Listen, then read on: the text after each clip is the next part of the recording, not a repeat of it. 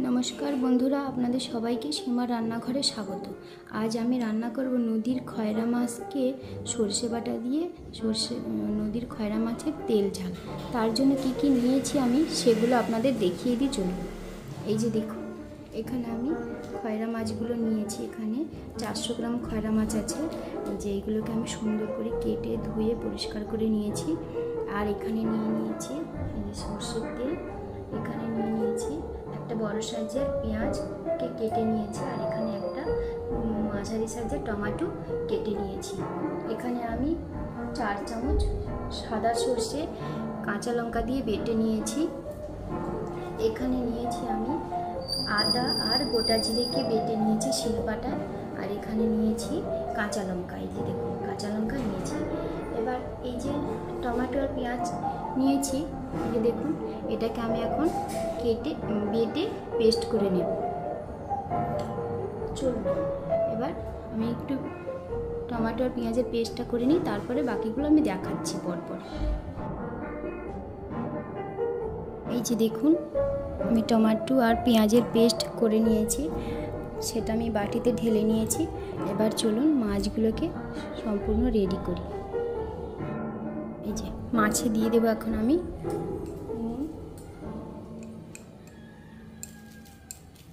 নুন দিয়ে দেবো। নুনটা আমি একবারে দিয়ে দেবো স্বাদ মতো, আর দিয়ে দেবো হলুদ গুঁড়ো, দিয়ে দেবো কাঁচা লঙ্কা চিরা, দিয়ে দেবো আদা আর জিরে বাটা, দিয়ে দেবো সর্ষে বাটা,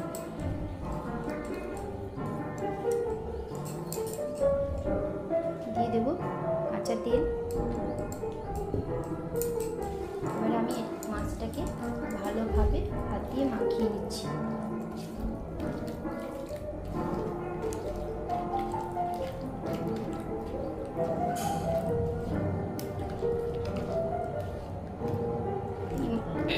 এই মাছটা নদীর মাছ, কিন্তু এর খেতে ভীষণ টেস্টি, একদম ইলিশ মাছের মতোই লাগে খেতে।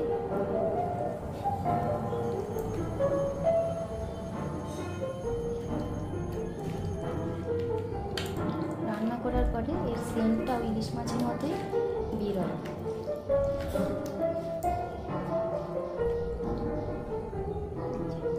সুন্দর করে মাখিয়ে নিয়েছি।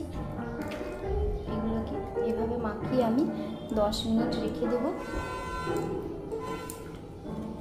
তারপরে আমি মাছটাকে রান্না করব।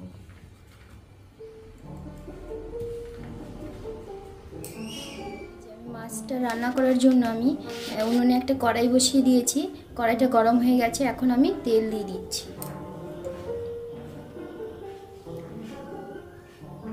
এখানে আমি 2 চামচের মতো সরষের তেল দিয়ে দিয়েছি। তেলটা গরম হতে থাক, আর আমি ফোড়নটা দিয়ে দিই। ফোড়নে দিয়ে দেবো আমি কালো জিরে,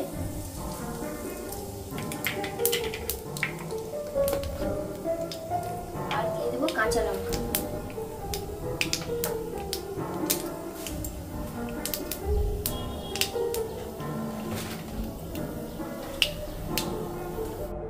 ফোড়নটা হয়ে গেছে, এখন আমি দিয়ে দেবো যে বেটে রেখেছিলাম টমেটো আর পেঁয়াজের পেস্ট, সেটাকে এই টমেটো আর পেঁয়াজের পেস্টটাকে আমি ভালো করে কষিয়ে নেব। যতক্ষণ না মশলাটার গা দিয়ে তেল ছাড়ছে ততক্ষণ আমি কষাবো। আর এটা আমি নুন হলুদ লঙ্কা কিছুই দেব না, কারণ আমি মাছ মাখিয়েছিলাম, তাতে নুন হলুদ লঙ্কা সমস্ত কিছুই পরিমাণ মতো দিয়ে দিয়েছি। এই যে দেখুন মশলাটার গা দিয়ে অনেক জল ছেড়ে গেছে, জলটা শুকিয়ে যাবে, তাতে মশলাটা ভাজা হয়ে যাবে, সুন্দর একটা গন্ধ ছাড়বে, আর গা দিয়ে তেল ছাড়বে। দেখুন টমেটো আর পেঁয়াজের জলটা শুকিয়ে গেছে, মশলাটা অনেকটা ভাজা ভাজা হয়ে গেছে। এখন আমি দিয়ে দেব সামান্য একটু জল। জল দিয়ে দিলাম। এখন দিয়ে দেব মেখে রেখেছিলাম মাছগুলো, সেগুলোকে মাছগুলোকে আমি দিয়ে দিয়েছি। প্লেটটাকে ধুয়ে জলটা দিয়ে দেব।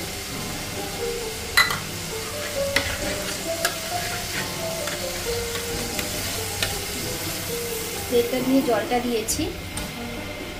মাছটা একটু কষানো হোক। এই যে দেখুন মাছটা কষানো হচ্ছে। মাছ দেওয়ার সঙ্গে সঙ্গে একটু নাড়াচাড়া করতে হবে, না হলে কড়াইয়ের নিচে লেগে যাবে। পোড়া লেগে গেলে মাছটা ভেঙে যাবে। এই মাছটা আমি শুধু সর্ষে বাটা দিয়ে করছি, আপনারা বেগুন দিয়েও করতে পারেন, আবার আলু দিয়েও করতে পারেন, যেটা দিয়ে করেন না কেন ভালো লাগবে। এটাকে সর্ষে বাটা দিয়ে করছি, আপনারা শুধু জিরে বাটা ধনে পাতা দিয়ে পাতলা ঝোলও করতে পারেন। দেখুন মাছটা কষানো হয়ে গেছে, চারদিকে কেমন তেল ছেড়েছে। এখন আমি এতে আরেকটু জল বেশি করে দিয়ে ঢাকা চাপা দিয়ে দেব। জলটা বেশি করে দিয়ে দিচ্ছি। এই জলটাতে মাছটা সেদ্ধ হবে, রান্না হবে, আর গ্রেভিটাও থাকবে। সেই মাপ করেই আমি জলটা দিয়ে দিয়েছি। জলটা এখানে ধরুন না 2 গ্লাসের মতো জল দিয়েছি আমি।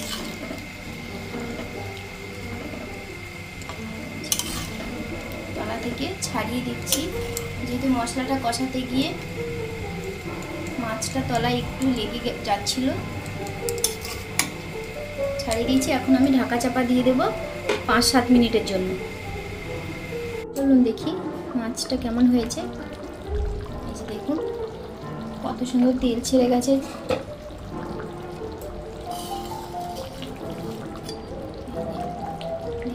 কাটা বেরিয়ে গেছে একবারে ধরে গিয়ে। মাছটা আমার রান্না হয়ে গেছে। এখন আমি এতে দিয়ে দেব, আমি কেটে রেখেছিলাম ধনে পাতা কুচিটা দিয়ে দেব। আর এই মাছটা খুব তাড়াতাড়ি রান্না হয়ে যায়। এই যে 5-7 মিনিটেই রান্না হয়ে গেছে। বেশিক্ষণ রান্না করা যাবে না।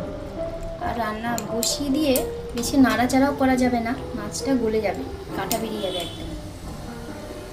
আমার এই নদীর খয়রা মাছের সর্ষের রেসিপিটা যদি আপনাদের ভালো লাগে তাহলে লাইক করবেন, শেয়ার করবেন, সাবস্ক্রাইব করবেন আর কমেন্ট করে জানাবেন। আর পাশে বেল আইকনটি ক্লিক করতে ভুলবেন না। যারা নতুন দেখছেন তারা তো অবশ্যই সাবস্ক্রাইব করবেন। চলুন আজকে এই পর্যন্তই। আমি এখন গরম গরম ভাতের সঙ্গে পরিবেশন করছি, আপনাদের সেটা একটু দেখিয়ে দিই।